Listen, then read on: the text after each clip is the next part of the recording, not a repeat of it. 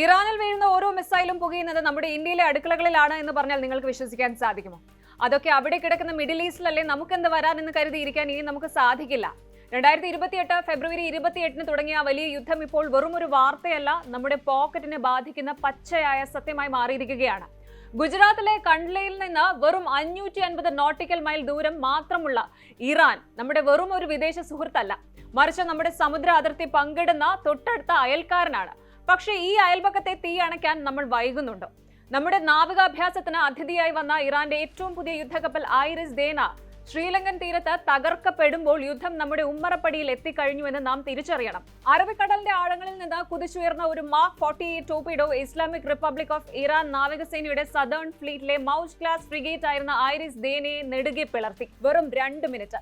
ആ ചുരുങ്ങിയ സമയത്തിനുള്ളിൽ 87 ഇറാനിയൻ നാവികർ കൊല്ലപ്പെട്ടു.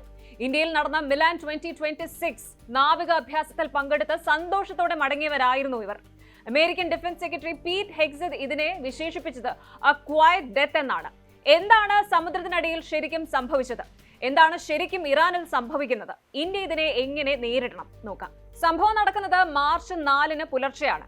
ശ്രീലങ്കയിലെ ഗാലെ തീരത്ത് നിന്ന് വെറും 19 നോട്ടിക്കൽ മൈൽ മാത്രം അകലെ അന്താരാഷ്ട്ര സമുദ്ര അതിർത്തിയിൽ വെച്ച് ഇറാനിന്റെ മൗജ് ക്ലാസ് ഫ്രിഗേറ്റായ ഐറിസ് ദേന ആക്രമിക്കപ്പെട്ടു. അമേരിക്കയുടെ ലോസ് ഏഞ്ചൽസ് ക്ലാസ് ആണവ അന്തർവാഹിനിയായ USS ഷാർലറ്റ് ആണ് ഈ സൈലന്റ് അറ്റാക്ക് നടത്തിയത്. പെന്റഗൺ പുറത്തുവിട്ട ബ്ലാക്ക് ആൻഡ് വൈറ്റ് ദൃശ്യങ്ങൾ കണ്ടാൽ ആർക്കും നെഞ്ചെടുപ്പ് കൂടും. കപ്പലിന്റെ പിൻഭാഗത്ത് കൃത്യമായി പതിച്ച ടോർപിഡോ സ്ഫോടനത്തിൽ കപ്പലിനെ വായുവിലേക്ക് ഉയർത്തിയെന്നാണ് റിപ്പോർട്ടുകൾ പറയുന്നത്. അതാണ് കാണുന്നത്.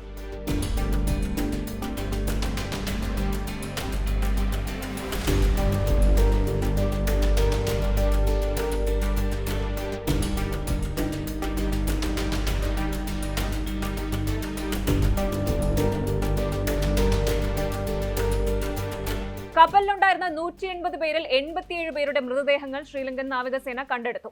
32 പേരെ മാത്രമാണ് രക്ഷിക്കാനായത്. ബാക്കിയുള്ളവർ ഇപ്പോഴും കാണാമറയത്താണ്. രണ്ടാം ലോക മഹായുദ്ധത്തിന് ശേഷം ഒരു ശത്രു രാജ്യത്തിന്റെ കപ്പലിനെ അമേരിക്ക ടോർപിഡോ ഉപയോഗിച്ച് തകർക്കുന്നത് ഇതാദ്യമായിട്ടാണ്. ഇനി ഈ ഒരു സംഭവം നടന്നിട്ട് ഒരാഴ്ചയ്ക്ക് മുകളിലായതല്ലേ, ഇതൊരു ഔട്ട്ഡേറ്റഡ് ന്യൂസ് മാത്രമാണെന്ന് കരുതുന്നവർ ഇനി ശ്രദ്ധിക്കണം. കപ്പൽ മുങ്ങിയത് മാത്രമല്ല നമ്മുടെ പ്രശ്നം. ആദ്യം നമുക്ക് കണക്കുകളിലേക്ക് വരാം. കഴിഞ്ഞ കുറച്ചു ദിവസങ്ങളിൽ നിങ്ങൾ പെട്രോൾ പമ്പിലോ ഗ്യാസ് ഏജൻസിയിലോ ഒക്കെ പോയിട്ടുണ്ടെങ്കിൽ ആ ഞെട്ടൽ മാറിയിട്ടുണ്ടാവില്ല. അന്താരാഷ്ട്ര വിപണിയിൽ ക്രൂഡ് ഓയിൽ വില ബാരലിന് $100 കടന്ന് കുതിക്കുകയാണ്. ഇത് വെറും ഒരു വില വർധനവല്ല, ഒരു എനർജി എമർജൻസി തന്നെയാണ്. ഇന്ത്യയുടെ 90% LPG ഇറക്കുമതിയും കടന്നു പോകുന്നത് ഹോർമുസ് കടലിടുക്കിലൂടെയാണ്. യുദ്ധം കടുത്തതോടെ ഈ പാത ഏതാണ്ട് അടഞ്ഞ മട്ടാണ്. യുദ്ധം കാരണം കപ്പലുകൾ വരാൻ മടിക്കുമ്പോൾ ഗാർഹിക LPG സിലിണ്ടറുകൾക്ക് വില കുതിച്ചുയരുന്നത് നാം കാണേണ്ടി വരും. ഇത് വെറും ഒരു ഇറാൻ അമേരിക്ക പ്രശ്നമല്ല, ഇന്ത്യയുടെ ഓരോ സാധാരണക്കാരന്റെയും അടുക്കളയെ ബാധിക്കുന്ന അടിയന്തരാവസ്ഥയാണ്. ഇനി ഖത്തർ എനർജി തങ്ങളുടെ ഉൽപാദനം നിർത്തിവെച്ചു. ഫലം എന്താണെന്ന് വെച്ചാൽ ഇന്ത്യയിലെ ഏറ്റവും വലിയ LNG ഇറക്കുമതിക്കാരായ പെട്രോനെറ്റ് LNG തങ്ങളുടെ വിതരണക്കാർക്ക് ഫോഴ്സ് മെഷോർ നോട്ടീസ് നൽകേണ്ടി വന്നു. രാജ്യത്തെ നടുക്കുന്ന ആ വാർത്ത പുറത്തു വന്നു കഴിഞ്ഞു. പെട്രോനെറ്റ് LNG ഫോഴ്സ് മെഷോർ പ്രഖ്യാപിച്ചിരിക്കുന്നു. ഇതൊരു വെറും ടെക്നിക്കൽ വാക്കാണ് എന്ന് കരുതിയെങ്കിൽ നിങ്ങൾക്ക് തെറ്റി. നിയന്ത്രണാതീതമായ കാരണങ്ങളാൽ ഇനി വാതകം നൽകാൻ ഞങ്ങൾക്ക് കഴിയില്ല എന്ന ഗൗരവമേറിയ അറിയിപ്പാണിത്. ഖത്തറിൽ ഇറാന്റെ ഡ്രോൺ ആക്രമണം നടന്നതോടെ അവിടുത്തെ ഗ്യാസ് പ്ലാന്റുകൾ നിശ്ചലമായി. ഇതിന്റെ നേരിട്ടുള്ള ഫലമായിട്ട് നമ്മുടെ ഗെയിൽ, IOC തുടങ്ങിയ വമ്പന്മാർക്കുള്ള ഗ്യാസ് വിഹിതം വെട്ടിക്കുറച്ചു. വ്യവസായശാലകൾക്കും വളം നിർമ്മാണ യൂണിറ്റുകൾക്കും ഗ്യാസ് ലഭിക്കില്ല. സാധാരണക്കാരന്റെ വീട്ടിലെ സിലിണ്ടറിന് വില കൂടുന്നത് മുതൽ വ്യവസായശാലകൾ സ്തംഭിക്കുന്നത് വരെ ഇതിന്റെ ആഘാതം നീളുകയാണ്. ഇത് ഇന്ത്യയുടെ സമ്പദ് വ്യവസ്ഥയെ തകർക്കുന്ന ഒരു ചെയിൻ റിയാക്ഷനായി മാറുകയാണ്. ഇങ്ങനെ നമ്മൾ ഗൗരവമായി കാണേണ്ട മറ്റൊരു കാര്യം നാവിക സുരക്ഷയാണ്. ഇന്ത്യയുടെ അഭിമാനമായ മിലാൻ 2026 നാവികാഭ്യാസത്തിൽ പങ്കെടുക്കാൻ വന്നതായിരുന്നു ഇറാന്റെ ഐറിസ് ദേന എന്ന കപ്പൽ. മടക്കയാത്രയിൽ ശ്രീലങ്കയ്ക്ക് സമീപം വെച്ചത് ആക്രമിക്കപ്പെട്ടു. അമേരിക്കൻ സബ്മറൈനിൽ നിന്നുള്ള ടോർപിഡോ ആക്രമണമാണ് ഇതിന് പിന്നിലെന്ന് അന്താരാഷ്ട്ര മാധ്യമങ്ങൾ റിപ്പോർട്ട് ചെയ്യുന്നുണ്ട്. നമ്മുടെ കടൽ തീരങ്ങളിൽ നിന്ന് അധികം അകലെ അല്ലാതെ ഒരു യുദ്ധക്കപ്പൽ കത്തി അമരുമ്പോൾ ഇന്ത്യ തിരിച്ചറിയേണ്ട ഒരു കാര്യമുണ്ട്. ഈ യുദ്ധം ഇനി വെറും ഒരു വാർത്തയല്ല, നമ്മുടെ തൊട്ടടുത്തെത്തിയ യാഥാർത്ഥ്യമാണ് എന്ന്.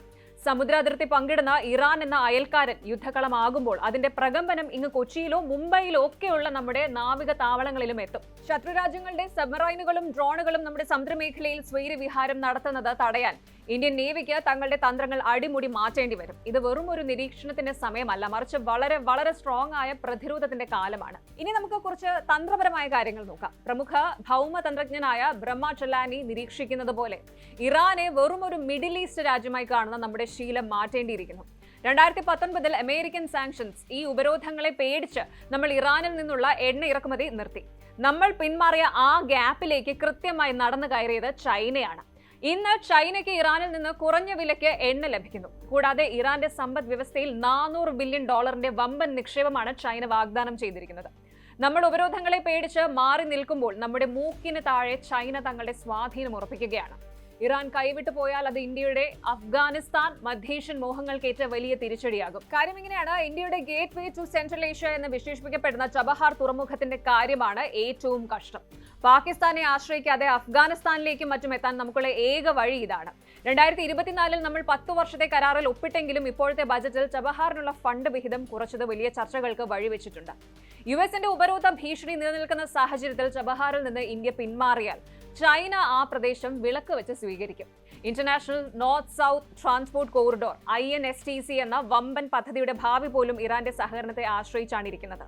സ്യൂയസ് കനാൽ വഴിയുള്ള യാത്രയേക്കാൾ 40% സമയം ലാഭിക്കാൻ കഴിയുന്ന ഈ പാത നമുക്ക് അവഗണിക്കാനാവില്ല. വിദേശകാര്യമന്ത്രി S. ജയശങ്കർ ഈ ഒരു സാഹചര്യം വളരെ പക്വതയോടെ കൈകാര്യം ചെയ്യാൻ ശ്രമിക്കുന്നുണ്ട്. എങ്കിലും 2026 എന്നത് ഇന്ത്യയെ സംബന്ധിച്ചിടത്തോളം ഹാർഡ് ഡിസിഷൻസ് എടുക്കേണ്ട വർഷമാണ്. അമേരിക്കയുമായുള്ള ബന്ധം നിലനിർത്തിക്കൊണ്ട് തന്നെ നമ്മുടെ ഊർജ്ജ സുരക്ഷ ഉറപ്പാക്കാൻ ഇറാനുമായി എങ്ങനെ സഹകരിക്കാം എന്നതാണ് നമ്മുടെ മുന്നിലുള്ള വെല്ലുവിളി. ഇറാനെ വെറുതെ മിഡിൽ ഈസ്റ്റ് എന്ന് വിളിക്കുന്നത് അവസാനിപ്പിച്ച് അവരെ ഒരു മാരിടൈം നെയ്ബറായിട്ട് തന്നെ നമ്മൾ കാണാൻ തയ്യാറാകണം. ഇന്ത്യയുടെ സ്ട്രാറ്റജിക് ഓട്ടോണോമി പരീക്ഷിക്കപ്പെടുന്ന ഘട്ടമാണിത്. നമ്മൾ കണ്ണടച്ചിരുന്നാൽ തീരുന്നത് നമ്മുടെ തന്നെ സാമ്പത്തിക ഭദ്രതയായിരിക്കും.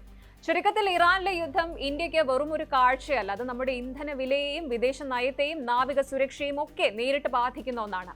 അയൽപക്കത്തെ തീ അണയ്ക്കാൻ നമ്മൾ സജീവമായി ഇടപെട്ടില്ല എങ്കിൽ അതിന്റെ ചൂട് നമ്മുടെ ഉമ്മറപ്പടിയിലും എത്തുമെന്ന കാര്യത്തിൽ സംശയമില്ല. ഐറിസ് സേനയുടെ തകർച്ച സമുദ്രത്തിനടിയിലെ ഒരു യുദ്ധം മാത്രമല്ല, അത് അന്താരാഷ്ട്ര നിയമങ്ങളുടെയും തകർച്ചയാണ്. ഇന്ത്യയുടെ സമാധാന മേഖല എന്ന് നാം വിളിച്ചിരുന്ന ഇന്ത്യൻ സമുദ്രം ഇപ്പോൾ ഒരു ബാറ്റിൽ സോണായി മാറിയിരിക്കുന്നു. ഇറാന്റെ കപ്പൽ മുങ്ങിയത് വെറും ഒരു തുടക്കം മാത്രമാകാം. ഊർജ്ജ പ്രതിസന്ധിയും സുരക്ഷാ ഭീഷണിയും ഇന്ത്യയെ വരിഞ്ഞു മുറുകുമ്പോൾ നമ്മുടെ വിദേശ നയം ഇനി എങ്ങോട്ടായിരിക്കും? കണ്ടു തന്നെ അറിയണം. കൂടുതൽ വാർത്തകൾക്ക് news 18 Kerala YouTube channel subscribe ചെയ്യുക.